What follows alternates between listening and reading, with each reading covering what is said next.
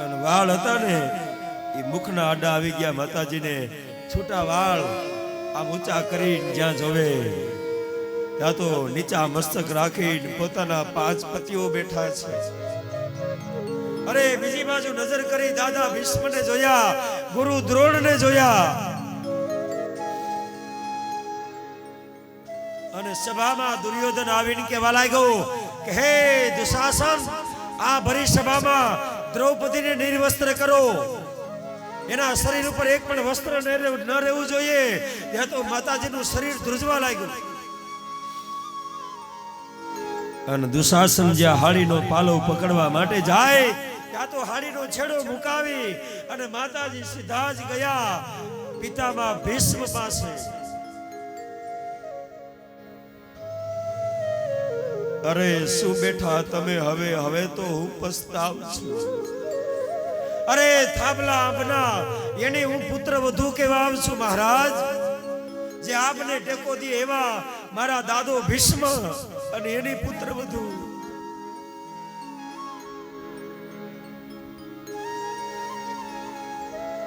અરે આ 5 ધાર્યા પછી હવે પસ્તાવું છું. ખબર નહોતી દ્રૌપદી કહે આ 5 ધાર્યા પછી હવે પસ્તાવું છું.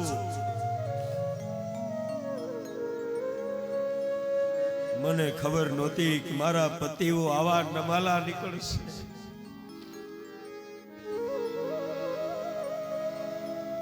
આજ દાદા ભીષ્મએ માથા ઉપર હાથ મૂક્યો, બેટા હું શું કરું?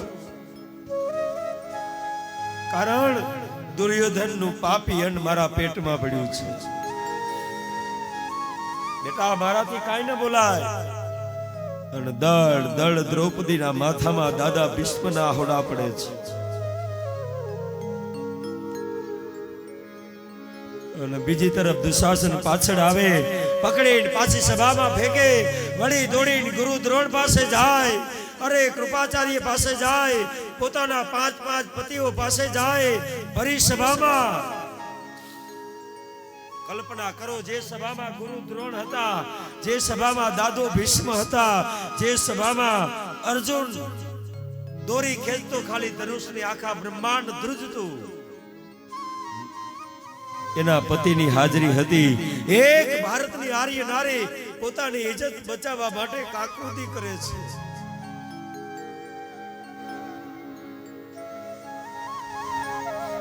મહારાજ દુશાસન પાછળ દોડવા લાગ્યો, હાડીનો છેડો મુકાવી માતાજી વળી આ બાજુ દોડે, આ બાજુ દોડે. પણ આજ ભરી સભામાં નજર કરી કોઈ આજ દ્રૌપદીને હામું ન જોયું. અને હવે માતાજી પોતાની હાડીનો છેડો દાંતમાં દબાવી અને દુશાસન હાડીનો પાલો પકડીને ખેંચવા લાગ્યો. ભરી સભામાં કોઈએ જવાબ ન આપ્યો ને ત્યારે દ્રૌપદીએ ભગવાન કૃષ્ણને યાદ કર્યા કે હે કનૈયા, હે દ્વારકાધીશ, હે મારા બાપ, હવે તારા વગર મારો ઉદ્ધાર કોણ કરશે?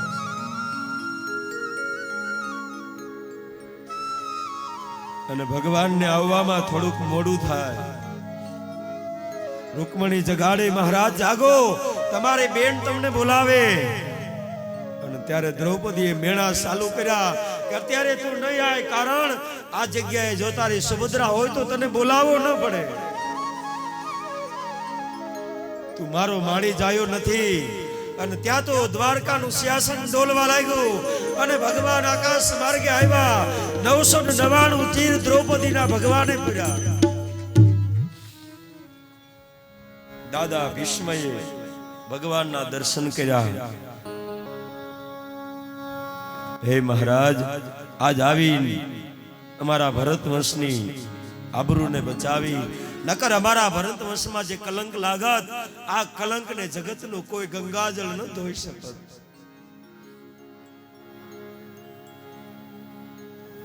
નવસો ચીર ભગવાને પૂર્યા. સુંદર ચરિત્ર ભગવાનનું, મહાભારતની કથા. અને પછી એક નિયમ થયો, એક બંધારણ થયું. 12 વર્ષનો વનવાસ, 1 વર્ષ અજ્ઞાતવાસ. અને અજ્ઞાતવાસમાં જો પકડાઈ જાય તો વળી પાછો 12 વર્ષનો વનવાસ. દુર્યોધને કપટ કરીને વનવાસ આપ્યો. આ મહાભારતની કથા. હે જ્ઞાન કી યે ગંગા ऋषियों की है कहानी, ये विश्व भारती है, वीर की आरती है, ज्ञान की ये गंगा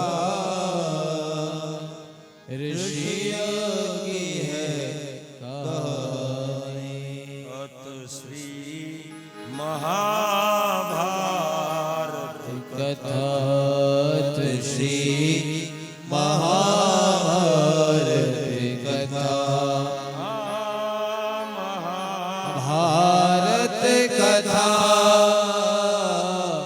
महाभारत कथा.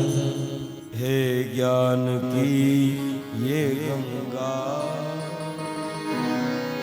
આ મહાભારતની કથા અદ્ભુત ચરિત્ર છે.